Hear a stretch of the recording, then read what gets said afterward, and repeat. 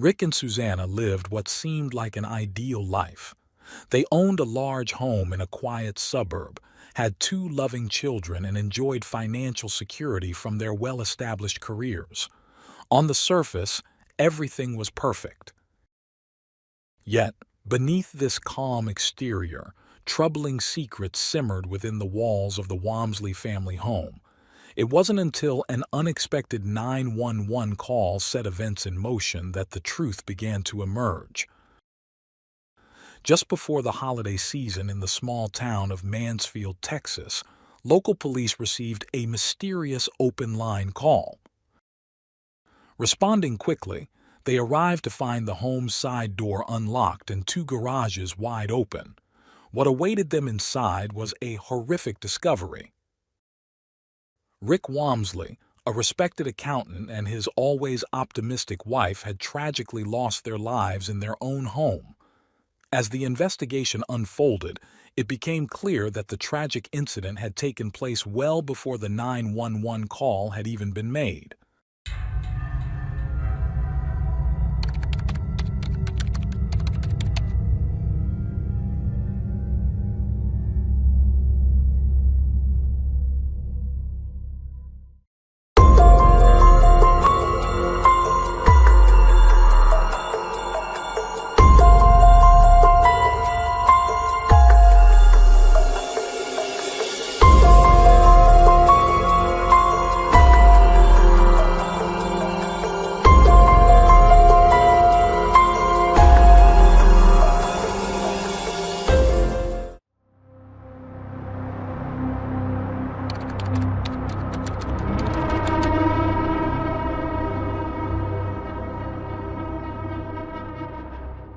Rick and Susanna Wamsley first met as classmates in Oklahoma during the 1970s. Though they didn't become high school sweethearts, they left an impression on each other. Years later, as Rick pursued his studies at Oklahoma State University and Susanna attended a Christian college, their paths crossed once more. Their old connection reignited, and before long, what began as a casual reconnection turned into something more serious. The two began dating, and soon enough, they knew they wanted to build a life together. They married, and in 1978, their daughter Sarah was born. 6 years later, they welcomed their son Andrew. Rick found success as a certified accountant, working in the oil and gas industry, and over the years, his career saw the family relocate several times. Eventually, they settled in Fort Worth, Texas, along the banks of the Trinity River, a large yet tranquil city steeped in history. Rick opened his own accounting firm from his home office, providing the family with a comfortable income. By 2003, the Wamsleys lived in the upscale community of Mansfield, just 20 miles from Fort Worth. Their daughter Sarah, now 25, had become a mother and moved into her own apartment. Their 19-year-old son Andrew had just graduated from high school and was attending college part-time while working at a mini golf course. Rick and Susanna were celebrating a happy life together, having marked their 25th wedding anniversary that summer with friends and family. As Christmas 2003 approached, Susanna eagerly prepared for their holiday celebrations, adorning the house with festive decorations and carefully selecting gifts for her loved ones. The living room sparkled with lights, and a large Christmas tree stood proudly, surrounded by presents wrapped with care. Everything seemed perfect for the family's 25th Christmas together. But the peaceful scene in Mansfield was shattered on December 11, 2003. At 11:41 p.m., a 911 dispatcher received a call from the Wamsley residence. On the other end, there was only silence, indicating that someone may have been in distress but unable to speak. Acting quickly, the dispatcher sent officers to the home. Upon arrival, the police found the side door leading to the garage open, but no one responded to their knocks or rings at the door. Once inside, officers were confronted with a grim sight. Susanna Wamsley, 45, was found lying cold on the living room couch. Rick, 46, was discovered in the foyer near the front door, lifeless in a pool of blood. The emergency responders quickly confirmed that both had been dead for some time. The investigation revealed horrifying details. Susanna had been shot and stabbed multiple times, even after she had likely passed away. It appeared she had been attacked while resting in the living room. Nearby, detectives found bloody palm prints, a bullet, and fragments of a broken hair clip, all crucial pieces of evidence. Rick had also been shot and stabbed, but his injuries suggested he had fought back against the attacker before succumbing to his wounds. A tuft of hair in his hand pointed to a violent struggle. Despite initial suspicions of a robbery, the discovery of $15,000 in cash left untouched in the master bedroom led investigators to dismiss that theory. Nothing of value had been taken, and there were no signs of forced entry. Neighbors and friends, stunned by the tragedy, could not fathom who might have wanted to harm the Wamsleys. Rick and Susanna were beloved members of the community, known for their kindness and hospitality. Outwardly, the Wamsleys had a picture-perfect life. Rick's accounting practice flourished, and Susanna took pride in caring for their home and children. Yet, the horrifying events behind the closed doors of their house painted a starkly different picture of what was happening within their family. According to those close to the Wamsley family, tension often simmered beneath the surface, especially when it came to their children, Sarah and Andrew. As a teenager, Sarah was sent away from the family home due to what her parents saw as inappropriate behavior. This led to her becoming pregnant at 19 and entering a turbulent relationship with her daughter's father.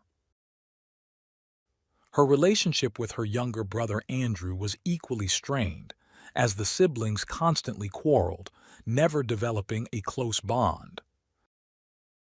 Sarah's ex-boyfriend shared that the Wamsleys were skeptical of outsiders, often believing that even their friends had ulterior motives, assuming they only wanted something from them. Despite their growing financial success, it seemed to bring more tension than joy to their lives. There were rumors that Rick and Susanna's marriage wasn't as stable as it appeared, though they did their best to maintain an image of happiness in public. The Wamsleys had a clear agreement with their children. As long as they were enrolled in college, they would receive financial support. While Sarah didn't follow through, Andrew managed to convince his parents that he would keep his end of the deal. To reward him, they bought him a new white Mustang, covered his insurance, and gave him money for his expenses. Though Andrew lived at home without contributing financially, things seemed peaceful, at least on the surface. However, Andrew had also dropped out of college without telling his parents. When Rick and Susanna discovered the truth, they cut off his financial support but did not go as far as to kick him out of the house. As tensions lingered, 19-year-old Andrew spent most of his free time with friends at a local pancake house, a popular hangout spot. It was there that he met 19-year-old Chelsea Richardson, introduced by a friend. On the morning of December 11, 2003, Sarah was informed about her parents' deaths at 4 a.m., but Andrew was nowhere to be found. The police had already turned to the media, asking for help in locating his white Mustang. While forensic teams continued working at the Wamsley house, Andrew and his girlfriend Chelsea unexpectedly pulled up in the Mustang. The two had been staying at Chelsea's house for the past few days and claimed they had just learned about the tragedy from watching the news. Both were immediately taken to the police station for questioning. During his 45-minute interview, Andrew told officers that he hadn't been home in days and hadn't spoken to his parents. He revealed that he had been staying with Chelsea the entire time. Though there were fresh scratches on his hand, nothing else in his story seemed suspicious, and he was free to leave. However, before leaving, the police asked him to sign a consent form allowing them to search his car. Later, Andrew told his sister that investigators would likely find their mother's blood in the Mustang. He explained that Susanna had recently cut her finger and for some reason decided to drive his car to the store afterward. While this could account for the blood traces, Chelsea's story aligned with Andrew's, and she confirmed that they had been together for the past 2 days. The couple had spent most of their time playing a Japanese, a fantasy battle game that brought them closer. Their bond over the game was so strong that they had begun discussing marriage, feeling like they had found in each other a perfect match. Chelsea Richardson's mother fully supported her daughter's relationship and was fond of her new boyfriend, Andrew Wamsley. However, Rick and Susanna were less than thrilled about their son's choice. They had envisioned a different kind of partner for Andrew, someone who would align more with their affluent lifestyle. The Richardsons, who lived on the outskirts of Fort Worth in a working-class neighborhood, were far from the upscale homes of Mansfield. Chelsea's family had faced hardships, especially after her father's unexpected death from a heart attack. Her mother often worked multiple jobs just to keep the household running. Despite their financial struggles, the Richardsons were known for their generosity. Chelsea, with her extroverted and bubbly personality, was popular at school, earning her the nickname Bubbles. She was especially close to her best friend, Susanna Toledano, who frequently stayed at the Richardson home whenever she had issues with her own family. On the night of the Wamsley murders, Andrew, Chelsea, and Susanna were together, spending time at Chelsea's ex-boyfriend Jeremy's house. Jeremy confirmed their alibi, claiming that they had been with him the entire time. Despite this, Sarah Wamsley, Andrew's sister, suggested to police that her ex might have been involved in their parents' deaths. She mentioned that they had recently been fighting over custody issues, and she had even threatened to involve Child Protective Services. 1 month prior to the tragedy, another suspicious event occurred. While driving home after horseback riding lessons, the Wamsley family's Jeep was hit by what they initially thought was a large rock. However, upon inspection, they discovered a bullet hole in the rear of the vehicle. Although frightened, Susanna Wamsley made 2 phone calls, first to her son Andrew rather than the police. She had thought the car trailing them belonged to Andrew, but after the shooting she realized it was not. Despite Sarah's suspicions that her ex might have been involved, investigators eventually ruled him out as a suspect. Attention soon turned to the Wamsley children, particularly because Rick and Susanna's estate included a $1 million life insurance policy and significant assets. Both Sarah and Andrew stood to inherit substantial wealth. However, forensic evidence didn't initially link the siblings to the crime scene, and Andrew's alibi appeared solid. Even though blood was found in the back of Andrew's Mustang, the car had been meticulously cleaned, and investigators couldn't determine whose blood it was. As months passed without significant progress, the investigation hit a standstill. The district attorney decided to convene a grand jury, issuing subpoenas to key individuals connected to the Wamsleys. Jeremy once again testified that Andrew, Chelsea, and Susanna had been with him the night of the murders, offering them a solid alibi. Susanna even voluntarily provided a DNA sample for comparison with evidence found at the crime scene. The investigation took a pivotal turn when Susanna's DNA was matched to the strand of hair found in Rick Wamsley's hand and the broken hair clip left at the scene. This discovery shattered the notion of an outsider being responsible. Susanna was arrested and faced the possibility of the death penalty. Realizing the severity of her situation, Susanna began to talk. She initially claimed that on the night of the murders, she had been with a friend, a 25-year-old man named Hilario Cardenas, who had a gun and needed money. According to her, Hilario entered the Wamsley home alone while she waited outside. However, as investigators dug deeper, they suspected that the truth was far more complicated than Susanna's initial story. Susanna Toledano initially claimed that after hearing gunshots, she rushed to the scene. According to her, Rick Wamsley, the family patriarch, begged her to stop the attack, but she insisted she wasn't truly involved and had no way to prevent it. However, this story quickly began to unravel. So who was Hilario Cardenas? Hilario, a night manager at a local restaurant where Andrew, Chelsea, and Susanna often spent time, had become familiar with the group. He had a young daughter to care for and was in desperate need of money. It was through his friendship with Andrew that Hilario learned of the Wamsley family's wealth. During questioning, Hilario denied taking part in the murders but did admit to purchasing a gun for $200 at Andrew's request. The teenagers, Andrew, Chelsea, and Susanna, wanted to practice shooting at a friend's farm. Investigators began verifying Hilario's story, starting with the owner of the property where the group had allegedly practiced. The owner, a friend of Chelsea's mother, confirmed that the teenagers had indeed visited her 3-acre plot to shoot at a nearby pond. She also stated that she had no knowledge of Hilario, who later gained the trust of investigators by passing a polygraph test. Forensic teams drained the pond on the property and recovered bullets that matched those found at the Wamsley home.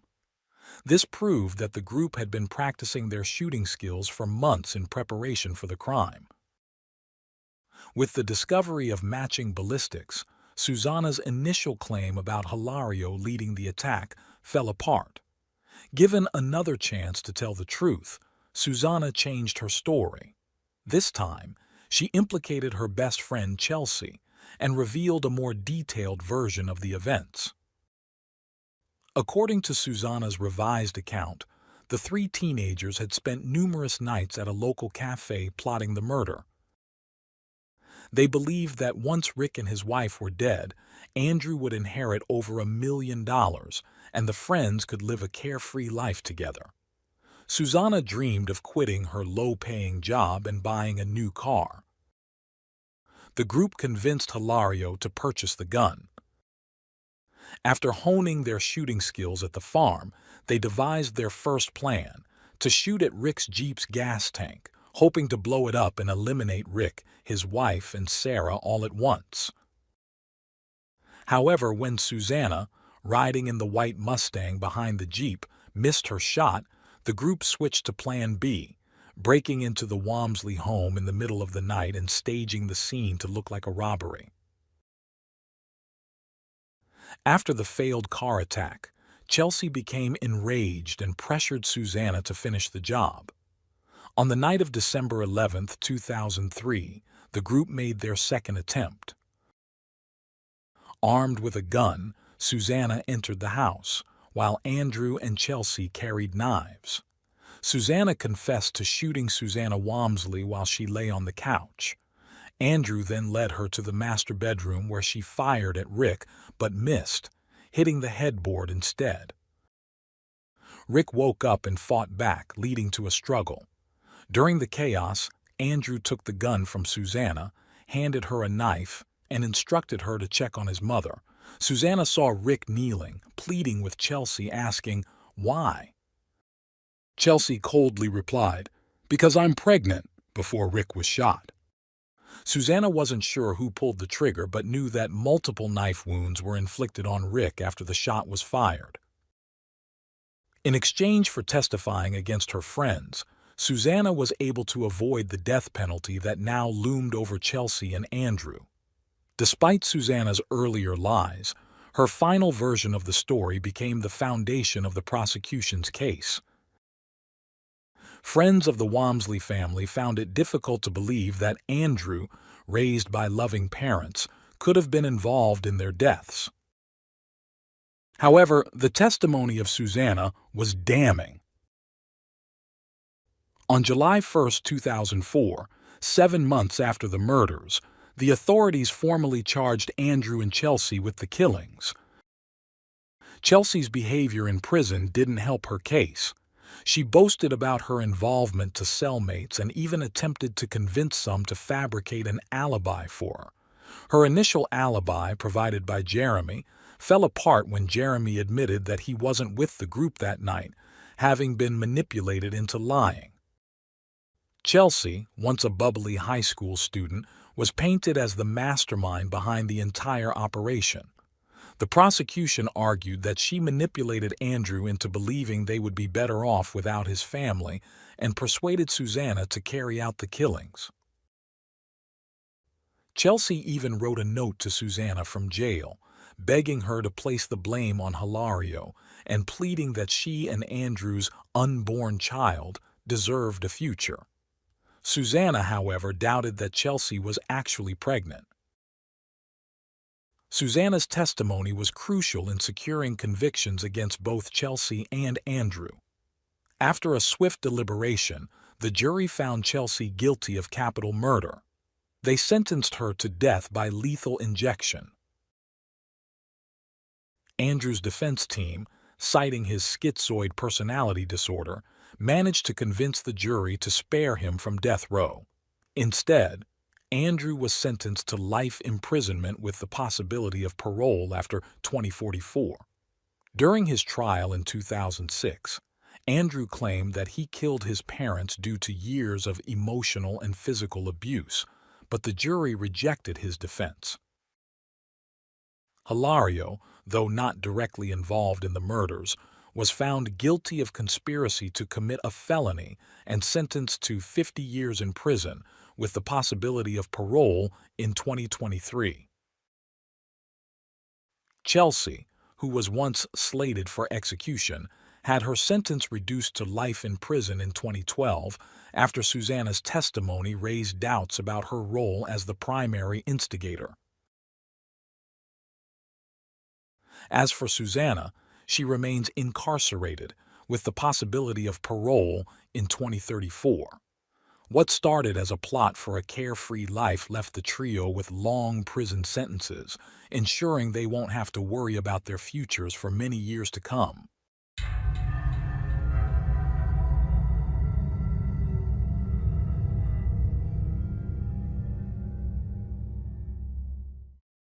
Thanks for tuning in to Unreal True Crime. If you're intrigued by mysteries from around the world, check out our new channel, Latin Crimes, where we dive into the gripping true crime stories of Latin America. Don't miss out. Subscribe now for more thrilling investigations.